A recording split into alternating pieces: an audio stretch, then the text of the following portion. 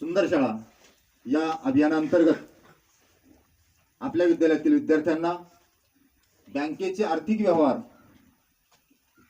कसे चालतात, बँकेचं कामकाज कसं चालतं.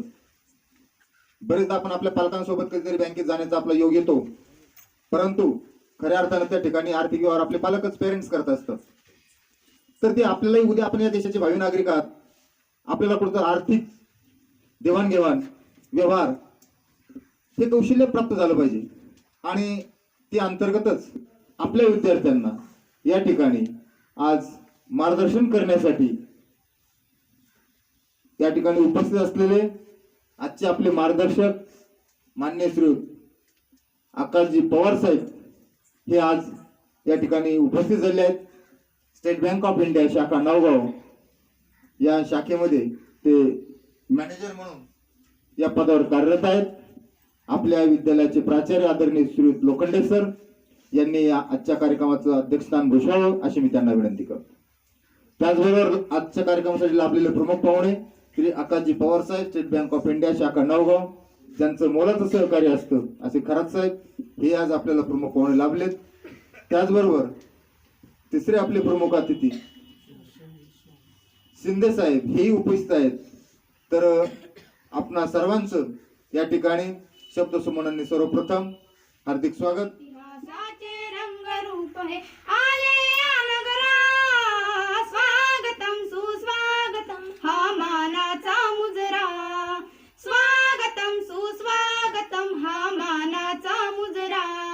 दहा दिशांनी गुरुजन आले, सभा मंडपी स्वागत झाले. दहा दिशांनी गुरुजन आले, सभा मंडपी स्वागत झाले. पूर्व नियोजित अपूर्व घडले, पूर्व नियोजित अपूर्व घडले, सावरल्या नजरा. स्वागतम सुस्वागतम हा मानाचा मुजरा. आणि ती गुणवत्तापूर्ण कशी ठेवता येईल याच्यासाठी वेगवेगळे अभिनव प्रयोग आपण त्या ठिकाणी राबवतोय. त्याचाच एक भाग म्हणून आजच्या युगामध्ये आपल्याला जर पुढे जायचं असेल तर आपल्याला आर्थिक व्यवहारामध्ये सुद्धा पारंगत झालं पाहिजे. आणि प्रत्येक गोष्टीमध्ये आपण सुद्धा आर्थिक व्यवहारामध्ये कसं पुढे जाता येईल, म्हणजे मग आपल्याला एखादा उद्योगधंदा असेल किंवा आपल्याला पुढचं शिक्षण असेल, हे करत असताना बँकेची मदत घेऊन आपल्याला पुढे जाता येईल. परत याच्यासाठी या अंतर्गत आपल्याला बँकेचे आर्थिक व्यवहार आणि जी काही आधुनिक पद्धती आहे, डिजिटल युगामध्ये सुद्धा फसवणुकीचे प्रकार वाढले की अचानक आपल्या खात्यातले पैसे निघून जातात. आपल्या सगळ्यांच्या हातात मोबाईल आहे आणि बँक सुद्धा छोटेखानी आपल्या हातात ते सगळे व्यवहार. आपण कुठं तरी गेलो, खिशात पैसे नसले की आपण सहज मोबाईल काढतो आणि स्कॅन करून पैसे देतो, आहे की नाही. तुम्ही केले असेल कधीतरी किंवा करत असाल किंवा करावं लागेल. याच्या पुढं आपल्याला जगात काय चाललं हे ज्ञान आपल्यापर्यंत सुद्धा यायला हवं. म्हणून माझी शाळा सुंदर शाळा अंतर्गत म्हणता येईल. त्याच्यानंतर तुमच्यामध्ये आर्थिक ज्ञान, बचत, व्यवहार जे काही ज्ञान असेल ते ज्ञान मिळवण्यासाठी तुम्हाला त्याच्याबद्दल मार्गदर्शन बँकेविषयी. त्याची 12वी पूर्ण झाली, आता त्याला पुढे प्रवेश घ्यायचा आहे. त्याला अभियांत्रिकी क्षेत्रामध्ये जायचं आहे, इंजिनिअरिंग मध्ये जायचं आहे किंवा मेडिकल क्षेत्रामध्ये प्रवेश घ्यायचा आहे. पण सुनीलचे वडील हे गावामध्ये शेती करतात, त्याच्याजवळ शेतजमीन आहे. पण सुनीलजवळ एवढा पैसा नाही आहे की तो जाऊन पुढे आपलं शिक्षण घेऊ शकतो. अशा वेळेस सुनीलला पैशांची गरज असते की त्याने अभ्यास करून उत्तम मार्क तर मिळवले, पण आता त्याला कॉलेजची फीस भरायची आहे. तर यासाठी त्याला कोण मदत करेल? तर इथं रोल येतो बँकेचा. तर बँक त्याला ह्यावेळेस मदत करते. बँक ही गोष्ट काही आपल्या देशामध्ये नवीन नाही आहे. अगदी बँकेचा जर तुम्ही इतिहासाचा विचार जर केला तर हडप्पन संस्कृती तुम्ही वाचली असेल. 2000 वर्ष 2200 वर्ष झाले तेव्हापासून हडप्पन संस्कृती आपल्या देशामध्ये शोध लागला होता. तिथनं जर तुम्ही पाहिलं तर माणसाची जी बचत बरेच बदल झाले आणि मग आधुनिक काळामध्ये दमादमाने सर्व गोष्टी ही मॉडर्न बँकिंग प्रणाली, आधुनिक बँकिंग प्रणाली आपण ज्याला म्हणतो, या सगळ्या गोष्टी अस्तित्वात आल्या. जसं सरांनी सांगितलं की पहिल्या काळामध्ये सावकार वगैरे होते. सावकार वगैरे शेतकऱ्यांना झालं किंवा कोणालाही गरज पडली तेव्हा पैसे वगैरे वाटायचे. पण यामध्ये कसं व्हायचं की सावकारांचा जे व्याजदर असायचा तो फार व्याज जास्त असायचं. म्हणजे महिन्याला 3%, असं जर तुम्ही वर्षाला काउंट केलं तर 36% व्याज जे, म्हणजे शेतकऱ्याचं जे खूप सगळं जे इन्कम होतं ते सावकाराच्या ताब्यामध्ये चाललं जायचं. तर अशा वेळेस बँकिंग व्यवस्था निर्माण झाली की जे काही आहे की ज्यांना पैसे आपल्याकडे सुरक्षित ठेवता येईल, जे डिपॉझिटर्स असतात, ज्यांना कोणी तुम्ही आहे मी जे काही पैसे कमवले तर ते पैसे मला सुरक्षित ठेवावं लागतं, तर मी कुठे ठेवणार? तर त्यासाठी जागा असते बँक. बँकेमध्ये मी माझे पैसे सुरक्षित ठेवणार आणि त्यानंतर जे काही आहे मला जेव्हा कधी पैशांची गरज भासेल तेव्हा मला ती बँक ते पैसे पुरवेल आणि त्या पैशामधनं ज्यांना कोणाला पैशाची निकट असेल तर त्यांना ते कर्जाच्या स्वरूपामध्ये देईन. जर आपण बँकिंगचा जर आधुनिक युगातला इतिहास जर पाहिला तर 1934 साली भारतीय रिझर्व्ह बँकेची स्थापना झाली. आता भारतीय रिझर्व्ह बँक ही आपल्या देशातली कसं आहे की रेग्युलेटर ज्याला म्हणतात, ती बाकी सगळ्या बँकांचं नियंत्रण करते. 1955 साली इम्पेरियल बँक ऑफ इंडियाची स्टेट बँक ऑफ इंडिया झाली. 1969 साली जेव्हा इंदिरा गांधी आपल्या देशामध्ये पंतप्रधान होत्या तेव्हा खूप सगळ्या बँकांचं राष्ट्रीयकरण करण्यामध्ये आलं. तर आपण जर आजच्या घडीला जर बँकांची हे पाहिली, एकूण जर रचना जर पाहिली तर बँका प्रामुख्याने वेगवेगळ्या प्रकारच्या बँका असतात. तर त्यामध्ये पहिले असते public sector bank. Public sector bank म्हणजे सरकारी बँका तुम्ही ज्यांना म्हणू शकता, ज्यांचं राष्ट्रीयकरण करण्यात आलेलं होतं. यामध्ये जर तुम्ही बँका एकूण जर पाहिला तर स्टेट बँक ऑफ इंडिया येते, बँक ऑफ बडोदा येते, त्याच्यानंतर पंजाब नॅशनल बँक येते, युको बँक येते, सेंट्रल बँक ऑफ इंडिया येते, बँक ऑफ महाराष्ट्र येते. या सर्व बँकांचा सरकारी बँकांमध्ये समावेश होतो. यांचा जे मेजॉरिटी स्टेक होल्डर म्हणजे जे मुख्य स्टेक होल्डर जो असतो तो गव्हर्नमेंट असतो या बँकांचा, त्यांना सरकारी बँका म्हणतात. दुसऱ्या बँका जर तुम्ही पाहिला तर प्रायव्हेट सेक्टरमध्येही बऱ्याच बँका आपल्या देशामध्ये आहेत, जसं की HDFC बँक आहे, ICICI बँक आहे, ॲक्सिस बँक आहे, येस बँक आहे. या सुद्धा बँका आपल्या देशामध्ये सरकारी बँकांसोबत कार्यरत आहेत. आता प्रायव्हेट सेक्टर बँक झाल्यानंतर तिसऱ्या बँके ज्या विदेशी बँक आहेत, फॉरेन बँक आहेत. तर रिझर्व्ह बँक ऑफ इंडियाने काही फॉरेन बँकलाही लायसन दिलं आहे की ते आपल्या देशामध्ये येऊन तुम्हाला बँकिंग सेवा वगैरे सगळ्या गोष्टी उपलब्ध करून देतात. त्यामध्ये HSBC बँक येते, DBS बँक येते, स्टँडर्ड चार्टर्ड बँक येते, डिशो बँक येते. या सगळ्या आपल्या देशातल्या फॉरेन बँक्स आहेत आणि विदेशी बँक आहेत. आणि त्यानंतर चौथा प्रकार येतो बँकिंगचा की रिजनल रुरल बँक्स, म्हणजे ज्या की ग्रामीण भागामध्ये सेवा सुविधा प्रोव्हाइड करतात, ज्याच्यामध्ये महाराष्ट्र ग्रामीण बँक येते, विदर्भ नागरी सहकारी बँक येते. या सगळ्या बँका याच्यामध्ये पण स्पॉन्सर बँक असते, एक जी पब्लिक सेक्टर बँक असते, सरकारी बँक असते आणि ती या रिजनल रुरल बँकला हे करत असते. तर बँकेमध्ये एवढी सगळी एकूण रचना ही येत असते. जसं तुम्ही आता 8वी ते 12वीचे विद्यार्थी आहेत, तुम्ही अर्थशास्त्र हा विषय शिकत असाल तर आपल्या अर्थव्यवस्था जी आहे, भारतीय अर्थव्यवस्था, तिचे 3 सेक्टर एकूण एक असतात की एक ॲग्रिकल्चर असतं आणि अलाइड ॲक्टिव्हिटी असतात, म्हणजे शेती असतं आणि शेतीशी संबंधित उद्योगधंदे असतात. दुसरा असतो इंडस्ट्रीयल सेक्टर, ज्याचा आपण उद्योग वगैरे बाकी सगळ्या गोष्टी या इंडस्ट्रीयल सेक्टरमध्ये येतात. जे काही कंपन्या वगैरे, जे काही कारखाने, हे सगळे उद्योगधंदे इंडस्ट्रीयल सेक्टरमध्ये यांचा हे येतो. आणि तिसरा असतो सर्व्हिस सेक्टर. सर्व्हिस म्हणजे सेवा क्षेत्र, जसे की बँकिंग एक सेवा आहे, इन्शुरन्स एक सेवा आहे, पेन्शन एक सेवा आहे. हे तिसरं असतं सर्व्हिस सेक्टर. तर हे तिघं जे सेक्टर आहे, आता प्रत्येकाला शेती जरी आपण करतो तर शेतीमध्ये वेगवेगळ्या गोष्टी आपल्याला टाकावं लागतं की बियाणं लागतं, खताची गरज भासते, औषधं वगैरे द्यावं लागतात, बाकी बऱ्याच गोष्टी आपल्याला शेतीमध्ये लागतात. तर यासाठी पैशाची गरज भासते. अशा वेळी तुमच्या मदतीसाठी कोण येणार? तर शेतकऱ्यासाठी बँकेने कर्जाची सुविधा उपलब्ध करून दिलेली आहे.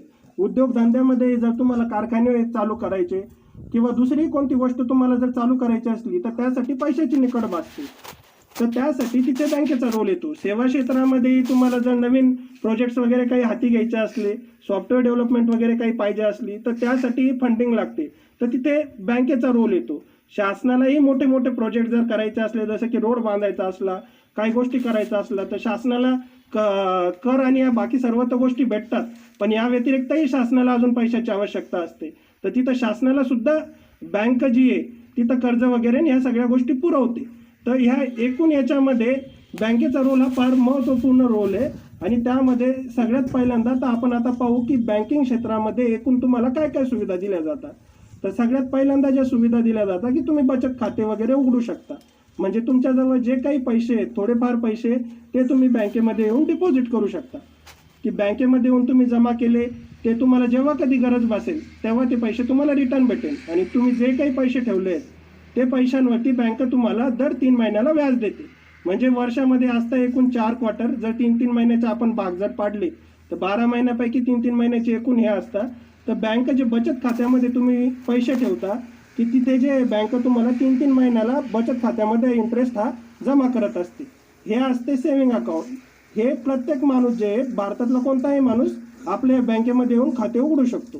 दुसरी गोष्ट असते बचत खात्यानंतर दुसरे असतात करंट अकाउंट. म्हणजे कोणाची छोटीशी दुकान आहे, किराणा दुकान आहे, जनरल स्टोअर आहे, कोणतीही कंपनी आहे, कारखाने आहे, कोणतीही गोष्ट आहे, त्यांना आपला व्यवहार चालवायचा आहे पुढे जाऊन, या सगळ्या व्यवहार चालवायचा आहे किंवा त्यांना अजून कर्जाची वगैरे दुसऱ्या कोणत्याही गोष्टीची आवश्यकता असेल तर त्यांना सगळ्यात अगोदर महत्त्वपूर्ण गोष्ट असते की त्यांनी चालू खातं उघडावं म्हणून करंट अकाउंट ज्याला आपण म्हणतो. मग या करंट अकाउंटवरती त्यांचे सगळ्यांचे ज्या काही गोष्टी वगैरे ते विकत असतील तर हे सगळे एकूण व्यवहार हे करंट अकाउंटवरती चालतात. हे असतं सेव्हिंग आणि करंट अकाउंट. दुसरी जर सुविधा तुम्ही जर बँकेमध्ये पाहिली तर FD आणि RD म्हणजे फिक्स्ड डिपॉझिट किंवा रिकरिंग डिपॉझिट आपण ज्याला म्हणतो.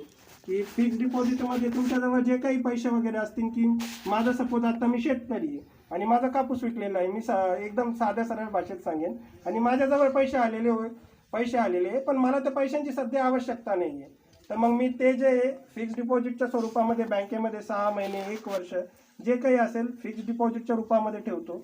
तर तुम्हाला सेव्हिंगच्या माध्यमातून जेवढं काही व्याज भेटत असेल त्यापेक्षाही चांगलं व्याज तुम्हाला फिक्स्ड डिपॉझिटमध्ये वगैरे भेटतं. आणि RD मध्ये आता आपण आमच्या वेळेस तेव्हा सुविधा होत्या बऱ्याच ठिकाणी वगैरे की मुलं दरवर्षीचे दर महिन्याला 25 रुपये 50 रुपये असे जमा करायचे. RDचे अकाउंट होते की रेग्युलरमध्ये दर महिन्याला ते पैसे वगैरे भरायचे RDच्या याच्यामधनं आणि मुलांना त्यामधनं चांगलं व्याज वगैरे दिलं जायचं. ते त्यांच्या शिक्षणासाठी आणि पुढं काही गोष्टींसाठी वगैरे त्या गोष्टी वापरल्या जायच्या. तर रिकरिंग डिपॉझिटची सुद्धा फॅसिलिटी बँक तुम्हाला ऑफर करते. आता आपण आजच्या घटकावरती येऊ की या 2 घटकावरती तर मी बोललोच आहे. अजून एक की लोनवरती बोलेल की कर्ज जे आहे, कर्ज जशी वेगवेगळ्या लोकांना वेगवेगळ्या गोष्टींची गरज असते की पर्सनल लोन आहे तुमच्या कामासाठी, कोणत्याही वैयक्तिक कामासाठी जर तुम्हाला पैशांची आवश्यकता असेल आणि तुम्ही जर एक मंथली इन्कम वगैरे जसं की तुमची सॅलरी वगैरे आहे किंवा दुसऱ्याही कोणत्या गोष्टी तुम्ही जर कमवत असाल, मंथली तुमचं रेग्युलर इन्कम वगैरे जर असेल तर बँक तुम्हाला पर्सनल लोनची सुविधा उपलब्ध करून देते. जर कोणाला कार खरेदी करायची आहे, 2 व्हीलर वगैरे जर खरेदी करायची आहे, जर त्याला याची पैशांची वगैरे गरज असेल तर बँक त्यासाठी लोन देते. किंवा एखादा विद्यार्थी आहे, जसं मी तुम्हाला स्टार्टिंगला सांगितलं की सुनील म्हणून एक विद्यार्थी आहे की ज्याजवळ तो अभ्यासात अत्यंत हुशार आहे पण त्याच्याजवळ सध्या पैशांची हे नाही आहे, तर बँक त्याला एज्युकेशन लोन वगैरे देते. आणि त्यानंतर एज्युकेशन लोन म्हणजे जेव्हा कधी तो विद्यार्थी शिकत असतो तेव्हा बँक त्याचे सगळे पैसे वगैरे भरते. त्यानंतर त्याचं शिक्षण पूर्ण झाल्यानंतर 1 वर्ष त्याला पूर्ण वेळ दिला जातो की तू तुझं जॉब वगैरे शोध, सगळ्या गोष्टी नॉर्मल कर आणि 1 वर्षानंतर त्या लोनचे हप्ते वगैरे सगळ्या गोष्टी पुढे चालू होतात. तर या सगळ्या सुविधा विद्यार्थ्यांना भेटतात आणि यावरती शासनही तुम्हाला पूर्ण मदत करतं. शासनही एज्युकेशन लोनमध्ये इंटरेस्ट सबसिडी म्हणजे व्याज वगैरे तुमचं शासन बँकेला काही अमाऊंटमध्ये भरतं. तर हा फायदा विद्यार्थ्यांनी घ्यावा. आता माझं पण जेव्हा शिक्षण होतं माझ्या आईवडिलांना या गोष्टी माहिती नव्हत्या, तर माझ्या आईवडिलांनी जमीन विकली आणि मला शिकवलं. मी शासकीय अभियांत्रिकीमध्ये शिक्षण पूर्ण केलं पण आईवडिलांना या गोष्टी माहिती नव्हता की बँका असतील बँकेतनं आपल्यालाही लोन भेटेल म्हणून. तर ही अशी गोष्ट कोणाबरोबरही होऊ नये की कोणालाही कोणाची जमीन वगैरे शिक्षणासाठी विकावं नाही लागो. त्यासाठी एज्युकेशन लोनच्या आणि ह्या सुविधा सगळ्या विद्यार्थ्यांनी घ्याव्या. आता आजची जी गोष्ट आहे की UPI आणि आर्थिक बचत. आता पहिले कसं होतं की सगळे लोक जे कोणतंही छोट्यातलं छोटं जर काम करायचं असलं तर ते बँकेमध्ये जायचे, त्यांना पैसे भरायचे असले तर ते बँकेत जायचे, पैसे काढायचे असले तर ते बँकेमध्ये जायचे. आता या सगळ्या गोष्टी ज्या आहे जवळपास डिजिटल झालेल्या आहे. आपण इंडस्ट्रियल रिव्होल्यूशन औद्योगिक क्रांती 4.0ची गोष्ट करतो. इंडस्ट्रियल रिव्होल्यूशन 4.0ची गोष्ट करतो की आर्टिफिशियल इंटेलिजन्स आता येऊ लागलं, डेटा सायन्स वगैरे आता येऊ लागलं. तर बँक पण जवळपास डिजिटल झालेली आहे की इंटरनेट बँकिंगच्या सुविधा तुम्हाला उपलब्ध झाल्या आहेत. आणि RBIनं काय केलंय, RBI जी आहे आपल्या देशामध्ये हे जे काही पेमेंट वगैरे सगळ्या गोष्टी ज्या चालतात यांना सगळं नियंत्रण ठेवण्याचं काम RBI करते. तर RBI आणि गव्हर्नमेंटच्या उपक्रमाने NPCI म्हणून एक संस्था आहे, एक कंपनी आहे जी national payment corporation of India म्हणून कंपनी आहे. ती कंपनी स्टॅब्लिश झाली. त्यांनी हा कॉन्सेप्ट आणला UPIचं फुल फॉर्म होतं युनिफाईड पेमेंट इंटरफेस. आता ह्या युनिफाईड पेमेंट इंटरफेसचं बेसिक जे काही आर्किटेक्चर होतं, सगळ्या गोष्टी ज्या होत्या ते NPCIनं वगैरे बनवलं. या UPI वरतीच मग दमादमाने बाकी सगळे ॲप्स डेव्हलप झाले, जसे की फोनपे आहे, गुगल पे आहे, पेटीएम आहे. ॲमेझॉन पे या सगळ्या ॲपची रचना या बेसिक सिस्टमवरती झाली. आता आपण कोणीही जर बँकेमध्ये जर पैसे वगैरे जर भरले तर हे ॲप वगैरे आपण इन्स्टॉल करू शकतो. आज तुम्ही अगदी किराणा दुकानावरही गेले किंवा कुठेही गेले, दूध खरेदी करायलाही गेले, तर त्या माणसाजवळही तुम्हाला UPI ची सुविधा उपलब्ध दिसेल. कारण गव्हर्नमेंटला काय करायचं आहे की हे जे काही आपण नोटा वगैरे वापरतो, या ज्या काही हार्ड करन्सी वापरतो, याचा फार सगळा खर्च असतो गव्हर्नमेंटला. कारण त्या गोष्टी प्रिंट करावं लागतात, त्या गोष्टी मेंटेन करावं लागतात, ज्या काही नोटा झाल्या त्या डिस्ट्रॉय करावं लागतात. या सगळ्या गोष्टी यांच्या मागे खूप सगळा खर्च गव्हर्नमेंटला येतो. हा खर्च गव्हर्नमेंटला कमी करायचा आहे. आणि सगळ्यात महत्त्वाची गोष्ट म्हणजे जास्तीत जास्त व्यवहार ट्रॅक करायचे, जे की ऑनलाईन असते. आता मी जर कोणाला 2 रुपये दिले किंवा 10 रुपये दिले, जर समोरचा माणूस जर बदलून गेला तर तिथं माझ्याजवळ कोणता रेकॉर्ड नसतो. ही जी समस्या आहे ही UPI किंवा या गोष्टींमार्फत दूर होऊन जाते. कारण मी एखाद्याला जर पेमेंट केलं असेल तर माझा त्या गोष्टीवरती लिखित रेकॉर्ड येतो, जो कम्प्युटर रेकॉर्ड येतो, तिथं ती गोष्ट मेंटेन राहते. तर फोन पे झालं, गुगल पे झालं, या सगळ्या सुविधांचा तुम्ही जास्तीत जास्त वापर करायला पाहिजे. फोन पे वरती किंवा या अशा ॲप्सवरती जवळपास एका दिवसामध्ये तुम्ही 1 लाख रुपयापर्यंत ट्रान्झॅक्शन करू शकता. ते किती मल्टिपल ट्रान्झॅक्शन करू शकता. 10 ट्रान्झॅक्शन जनरली बँक अलाऊ करते. त्यानंतर चार्जेस वगैरे काही गोष्टी हे करत असेल, पण 10 ट्रान्झॅक्शन जे UPI तुम्ही एका दिवसामध्ये नॉर्मल अकाउंटवरनं करू शकता. तर या सगळ्या सुविधा बँक तुम्हाला प्रोव्हाइड करते. त्याच्यानंतर बँक जे इंटरनेट बँकिंगच्या रूपामध्येही तुम्हाला बऱ्याच गोष्टी आहे की 2015 साली जर तुम्ही पाहिलं असेल, प्रधानमंत्री जनधन योजना लागू झाली. पहिले कसं होतं की बँकेमध्ये येणाऱ्या लोकांची संख्या ही कमी होती, की काही स्पेसिफिक लोकांचेच बँकेमध्ये खाते होते. पण 2015 साली प्रधानमंत्री जनधन योजना लागू करण्यात आली. त्यामध्ये बऱ्याच लोकांचे अकाउंट उघडण्यात आले, अकाउंट वगैरे त्यामध्ये उघडले गेले आणि लोकांना जी आहे ग्रामीण भागामध्ये बँकिंग सेवा उपलब्ध व्हाव्या, फायनान्शियल सर्व्हिसेस उपलब्ध व्हाव्या. फायनान्शियल सर्व्हिसेसचा जर तुम्ही विचार केला तर त्यात बँकिंग येतं, इन्शुरन्स सेक्टर येतं, पेन्शन येतं. या सगळ्या गोष्टी ज्या आहे वित्तीय सेवा ज्याला आपण म्हणतो, या ग्रामीण भागातल्या सगळ्या लोकांना बँकिंगच्या सेवा झाल्या, पेन्शनच्या सेवा झाल्या, इन्शुरन्सच्या सेवा झाल्या. या सगळ्या सेवा ग्रामीण भागातल्या सर्व लोकांना उपलब्ध होण्यात यावा, यासाठी सरकारने ही योजना लागू केली. यामध्ये रेकॉर्ड नंबर ऑफ खाते उघडले गेले, तर की जेवरती वापरत असतो आणि आपल्याला ऑनलाईन कॉल येतात की तुम्ही तुमचा ATM नंबर सांगा, खाते नंबर सांगा, त्यावरती CVV सांगा किंवा त्याच्यावरचा तुम्ही जो ऑपरेट करण्यासाठी कोड वापरता तो कोड वगैरे सांगा. या सर्व गोष्टी आपल्याला ऑनलाईन विचारता येतो. तर आपणच आपल्या आईवडिलांना इथे सांगायचं आहे किंवा आपल्या भावा बहिणींना सांगायचं आहे की OTP वगैरे किंवा कोणतीही गोष्ट बँक कधीही कॉल करून कोणालाही विचारत नाही. तर विद्यार्थी दशेमधूनच तुम्ही ही सवय लावा आणि तुमच्या आई वडिलांना भाऊ बहिणींनाही सांगा की कोणतीही बँकेबद्दलची पर्सनल गोष्ट जर असेल, ATMचा नंबर वगैरे, CVV पिन, कोणतीही गोष्ट कधीही कोणाबरोबर शेअर करू नका. ही पहिली गोष्ट आली. दुसरी गोष्ट असते इंटरनेट बँकिंग किंवा फोनपे वगैरे आपण या गोष्टी वापरतो. तर इंटरनेट बँकिंगमध्ये युजर ID असेल, पासवर्ड असेल किंवा OTP असेल. कसं असतं की बँकेचं कोणतंही ट्रान्झॅक्शन OTP शिवाय इंटरनेट बँकिंगचं पूर्ण होत नाही.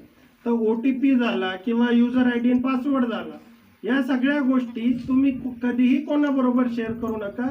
या गोष्टी तुमच्या जवळच राहिल्या पाहिजे. तर याने जे काही होईल की तुमच्या जे काही अकाउंटच्या रिलेटेड माहिती असेल ती तुमच्या जवळ असेल आणि या गोष्टीचा कोणीही माणूस दुसरा गैरफायदा वगैरे घेणार नाही आणि तुमचे जे काही व्यवहार आहे ते सुरळीत चालते. एकूणच या सर्व गोष्टींचा तुम्हाला फायदा होईल. तर प्रत्येकाने माझी तरी विनंती असेल की बँकेला एकदा यावं, व्हिजिट करावं. जे आपले खरात साहेब आहे तिथे त्यांच्याकडे खातं वगैरे उघडावं. त्यामधनं तुम्हाला मूलभूत माहिती भेटेल की बँक काय असते, चालते वगैरे कसं, कोणत्या गोष्टी होतात. तुमचे पण स्कॉलरशिपचे बऱ्याच विद्यार्थ्यांचे खाते असतील ज्यांची शिष्यवृत्ती वगैरे येते, तर त्यात तशा विद्यार्थ्यांनी येऊन खाते वगैरे उघडावं. आता कसं असतं की सगळ्याच लोकांना बरेच जण म्हणतील की बँकवाले येतात, बँकवाले बोलतात, तेवढं रिस्पॉन्ड वगैरे करत नाही. पण आता बँकेवाल्याकडे 4 ते 5 गावं असतात, येणारी पब्लिक खूप सगळी जास्त असते. प्रत्येकाला जाऊन पर्सनली अटेंड करणं वगैरे आणि प्रत्येकाचं बरोबर जाऊन बोलणं, ही गोष्ट सगळ्या वेळेस शक्य होत नाही. आणि 2 आणि 4 लोकांमध्ये एवढे 4 ते 5 गावं पूर्ण सांभाळणं, ही गोष्ट अत्यंत अवघड असते. तर ही गोष्ट जेवढ्या काही आमच्याकडनं सुविधा दिल्या जाते, आम्ही सगळ्या सुविधा वगैरे सगळी आणि विद्यार्थ्यांना तर जरूर मदत करू, अशी गोष्ट तर कधीही असते. आणि सरांनी अजून एक अभिनव उपक्रम सांगितला की आर्थिक बचत पिगी बँक म्हणून अशी जी आहे, तर चांगल्या ज्या सवयी असतात आपल्याला, त्या ह्या बालवयामध्येच लागतात. तर ह्या वयामधनं जर तुम्हाला जर बचतीची सवय लागली, ते भलेही तुमचे 100 रुपये असो, 200 रुपये असो, 500 रुपये असो, छोट्या छोट्या गोष्टींनी आपण ती गोष्ट ऐकलेली असते की थेंब थेंब तळे साचे म्हणून. 100, 200, 200, 500 रुपयांची जर आपल्याला हे जर लागली सवय आतापासून हे करायची, तर ती जी सवय आपल्याबरोबर आयुष्यभर राहीन पुढे, आणि त्या सवयीचा आपल्याला बऱ्याच ठिकाणी फायदा होईल. तर या सगळ्या गोष्टी विद्यार्थ्यांनी याव्या. बँकेमध्ये एक ॲक्च्युअल बँक काम कशी करते त्यासाठी बँकेला एकदा व्हिजिट करावी आणि या सगळ्या गोष्टी कराव्या. हीच गोष्ट तुमच्या सगळ्यांकडून अपेक्षा आहे. आणि मी सरांचं हे करेल की सरांनी हा छानसा अभिनव उपक्रम इथे राबवला आहे की मुख्यमंत्री माझी शाळा सुंदर शाळा, हा छानसा उपक्रम सरांनी इथे राबवला आणि आम्हाला येऊन इथे बोलण्याची संधी दिली. त्याबद्दल मी सरांचा धन्यवाद मानतो आणि माझे 2 शब्द संपवतो.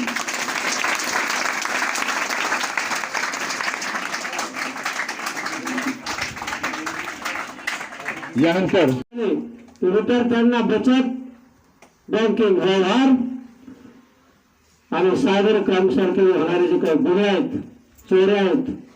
मित्रांनो, आपण पाहतो की चोऱ्या पूर्वी घरात यायच्या, चोऱ्या रात्री यायच्या.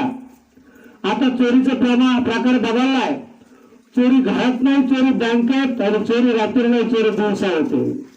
म्हणून ह्या चोऱ्या आणि ह्या दिवसाच्या चोऱ्या आणि बँकेच्या चोऱ्या होतात त्या सगळं सुशिक्षित लोकांचे सुशिक्षित लोकच करतात. यांनाही कुठेतरी आळा बसावा आणि विद्यार्थ्याला सुद्धा बचतीचे ज्ञान मिळावं, या उद्देशानं आपल्या शाळेनं हा जो उपक्रम राबवला आणि त्या उपक्रमाकरता एसबीआय शाखेचे, लाडो शाखेचे मॅनेजर सन्माननीय पवार साहेब यांनी या ठिकाणी आपला अमूल्य वेळ खर्च केला आणि तुमच्या ज्ञानामध्ये भर घालण्याचा प्रयत्न केला.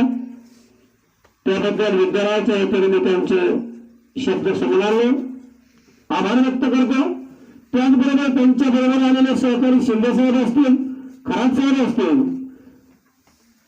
प्रत्यक्षात हे त्याला थेरॉटिकली नॉलेज, प्रॅक्टिकली नॉलेज जर घ्यायचं असेल तर आपल्यामध्ये आपल्या गावामध्येच छोटेसे बँक आहे उद्याची. खरंच साहेबच्या घरी सुरू केलेलं आहे. त्या ठिकाणी जाऊन अकाउंट फॉर्म कसा असतो, विड्रॉलचा स्लिप कशी असते, मागला स्लिप कोणती असते आणि त्यावर काय काय माहिती फिलअप करायची, याचं प्रॅक्टिकली ज्ञान जर घ्यायचं असेल तर आपल्या गावातल्या छोट्याशा उद्याच्या बँकेच्या शाखेला आपण आपल्या गावातल्या ठिकाणी जाऊन त्या ठिकाणी त्याचं ज्ञान आपण घेऊ शकतो. म्हणून सर्वांनी या ठिकाणी येऊन आमच्या विद्यार्थ्याला सखोल असं मार्गदर्शन केलं. त्याबद्दल सर्वांचे मी एकदा पुनश्च आभार मानतो, धन्यवाद मानतो. आणि निश्चित विद्यार्थी त्या ज्ञानाचा आपल्या जीवनामध्ये उपयोग करतील.